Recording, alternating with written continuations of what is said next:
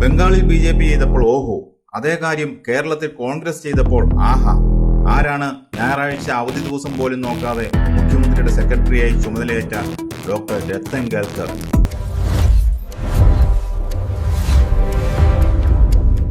കേരള രാഷ്ട്രീയത്തിൽ ഇപ്പോൾ പുതിയൊരു വിവാദം പുകയുകയാണ്. വിഷയം ഒരു IAS ഉദ്യോഗസ്ഥന്റെ സ്ഥലം മാറ്റവും നിയമനവുമൊക്കെയാണ്.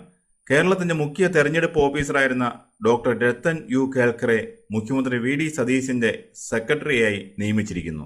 കേവലം ഒരു സാധാരണ ഉദ്യോഗസ്ഥ നിയമനമായി ഇതിനെ കാണാനാവില്ല.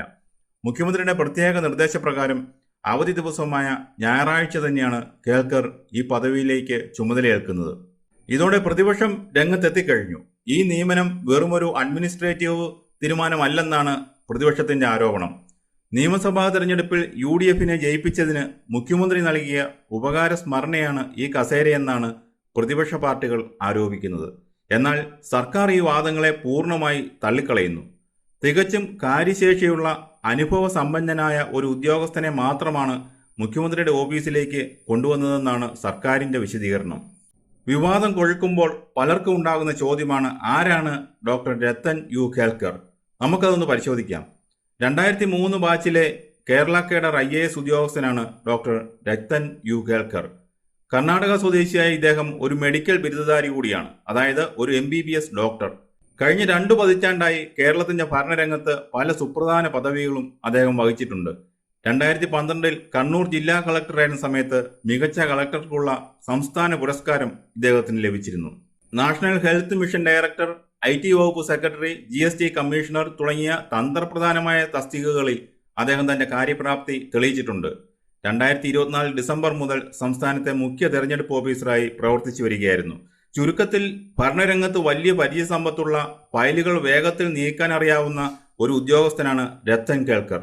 അതുകൊണ്ട് തന്നെയാണ് പുതിയ സർക്കാർ അധികാരമേറ്റപ്പോൾ മുഖ്യമന്ത്രി സതീശൻ തന്റെ ഓഫീസിനെ നയിക്കാൻ കേൽക്കറെ നേരിട്ട് തെരഞ്ഞെടുത്തത്. അപ്പോൾ ചോദ്യം ഇതാണ്, ഇത്രയും യോഗ്യതയുള്ള ഒരു ഉദ്യോഗസ്ഥനെ മുഖ്യമന്ത്രിയുടെ സെക്രട്ടറി ആക്കിയതിൽ എന്താണ് തെറ്റ്? ഇവിടെയാണ് രാഷ്ട്രീയത്തിന്റെ ഇരട്ടത്താപ്പ് ചർച്ചയാകുന്നത്. നമുക്ക് കുറച്ച് പിന്നിലേക്ക് പോകാം. പശ്ചിമ ബംഗാളിൽ BJP അധികാരത്തിൽ വന്നതിന് പിന്നാലെ അവിടുത്തെ മുൻ മുഖ്യ തെരഞ്ഞെടുപ്പ് ഓഫീസറെ ചീഫ് സെക്രട്ടറിയാക്കി നിയമിച്ചിരുന്നു.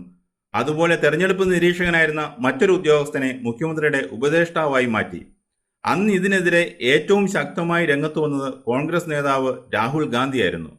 മോഷണം കൂടുന്തോറും പ്രതിഫലവും കൂടും എന്നായിരുന്നു രാഹുലിന്റെ കടുത്ത വിമർശനം.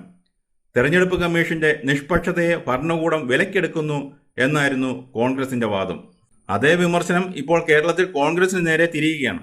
ബംഗാളിൽ BJP ചെയ്യുമ്പോൾ തെറ്റ്, എന്നാൽ കേരളത്തിൽ കോൺഗ്രസ് ചെയ്യുമ്പോൾ അത് ശരിയാണോ? ഇതാണ് സോഷ്യൽ മീഡിയയിൽ വരുന്ന പ്രധാന ചോദ്യം. കോൺഗ്രസിൻ്റെ സ്വന്തം കാര്യമെങ്കിൽ ആഹാ, മറ്റുള്ളവരുടെ കാര്യമാണെങ്കിൽ ഓഹോ എന്ന സമീപനമാണെന്ന് പരിഹസിക്കപ്പെടുന്നത് സ്വാഭാവികമെന്നേ പറയാനാവൂ. തെരഞ്ഞെടുപ്പ് കഴിഞ്ഞ ഉടനെ ആ തെരഞ്ഞെടുപ്പ് നിയന്ത്രിച്ച ഉദ്യോഗസ്ഥനെ ഭരണത്തലവന്റെ ഏറ്റവും അടുത്ത കസേരയിലേക്ക് മാറ്റുന്നത് തെരഞ്ഞെടുപ്പ് പ്രക്രിയയുടെ സുതാര്യതയെ ചോദ്യം ചെയ്യുന്നതാണെന്നാണ് വിമർശകരുടെ പക്ഷം. മുഖ്യമന്ത്രിയുടെ പേഴ്സണൽ സ്റ്റാഫിലേക്ക് 20ഓളം പേരെ നിയമിച്ച കൂട്ടത്തിലാണ് ഏറ്റവും പ്രധാനപ്പെട്ട ഈ സെക്രട്ടറി പദവിയിലേക്ക് രത്തൻ കേൽക്കർ എത്തുന്നത്.